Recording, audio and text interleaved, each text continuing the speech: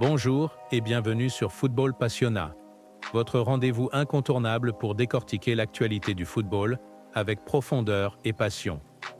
Aujourd'hui, nous devons parler d'un sujet qui inquiète de plus en plus les supporters du FC Barcelone. Une nouvelle défaite inattendue à domicile.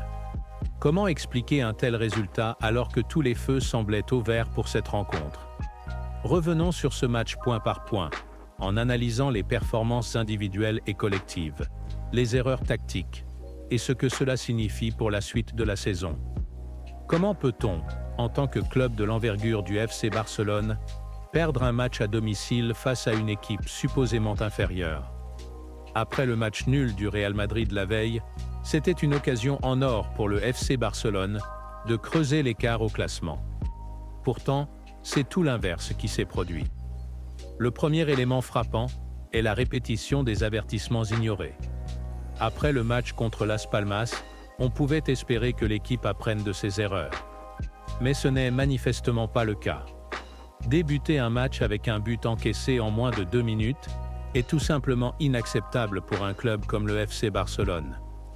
Une défaillance défensive flagrante sur un corner, juste après une parade chanceuse de Peña, a permis à l'équipe adverse de prendre l'avantage.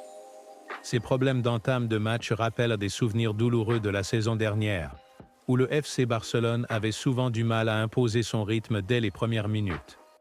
Que manque-t-il à cette équipe pour être prête dès le coup d'envoi? Une question de concentration?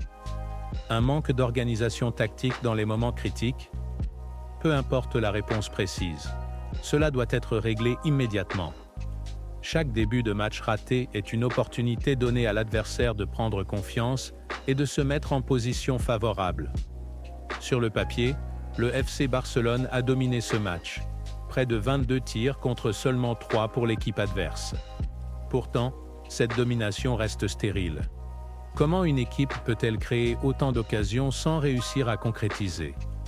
Cela nous amène à une réflexion sur l'efficacité offensive, ou plutôt le manque cruel de celle-ci.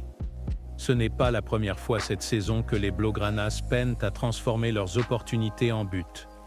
Prenons l'exemple de Lewandowski, l'homme censé être le finisseur ultime. Le Polonais a eu plusieurs opportunités claires, mais il n'a pas su les convertir. Certes, un joueur ne peut pas tout faire seul, mais en tant que numéro 9, il a une responsabilité essentielle, celle de faire la différence dans les moments cruciaux. Ces matchs contre des équipes comme Las Palmas ou Leganés sont justement ceux qui permettent de construire un titre en championnat. Or, le FC Barcelone semble incapable de franchir cette étape. Il est important de souligner que ce n'est pas uniquement Lewandowski qui est en cause.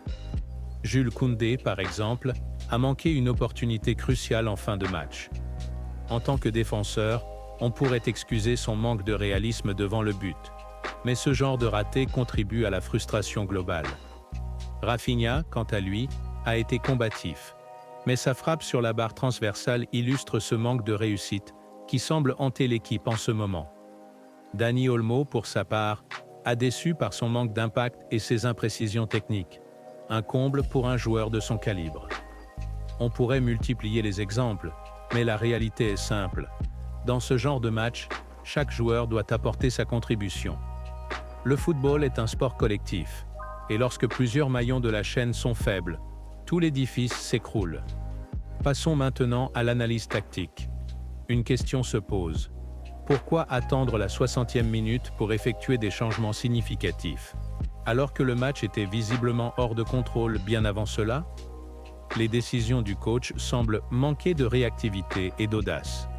Faire entrer un joueur comme Ferran Torres plus tôt aurait pu apporter une fraîcheur offensive et une approche différente. De plus, la gestion de Lamine Yamal interpelle. Le jeune talent semble avoir été sous-utilisé, alors qu'il aurait pu créer des espaces face à une équipe regroupée en défense. La question de la gestion des énergies est également cruciale. Pourquoi insister avec un Rafinha manifestement fatigué, alors que d'autres options étaient disponibles? Cette défaite est d'autant plus difficile à avaler qu'elle survient après un faux pas du Real Madrid. Ce genre de situation, où un concurrent direct perd des points, est une invitation à faire la différence au classement. Pourtant, le FC Barcelone a une fois de plus échoué à saisir sa chance. Ce n'est pas seulement une question de points perdus, mais aussi de confiance et de dynamique. En regardant le calendrier, les choses ne vont pas s'améliorer.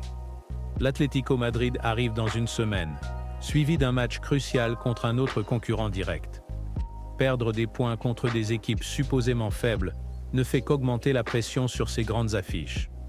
Une conclusion, que retenir de tout cela? Pour conclure, cette défaite révèle plusieurs problèmes au sein du FC Barcelone. Tout d'abord, un manque d'efficacité offensive flagrant qui empêche l'équipe de concrétiser sa domination. Ensuite, des erreurs individuelles et collectives qui coûtent cher, notamment en défense. Enfin, une gestion tactique perfectible, avec des changements tardifs et un manque d'ajustement en cours de match. Mais tout n'est pas perdu. Le FC Barcelone reste une équipe pleine de talent, capable de se ressaisir. Il faudra toutefois tirer des leçons de ce manque d'efficacité et se ressaisir, car le prochain est contre l'Atlético, c'est tout pour cette vidéo. Et je vous dis à la prochaine, Visca Barça.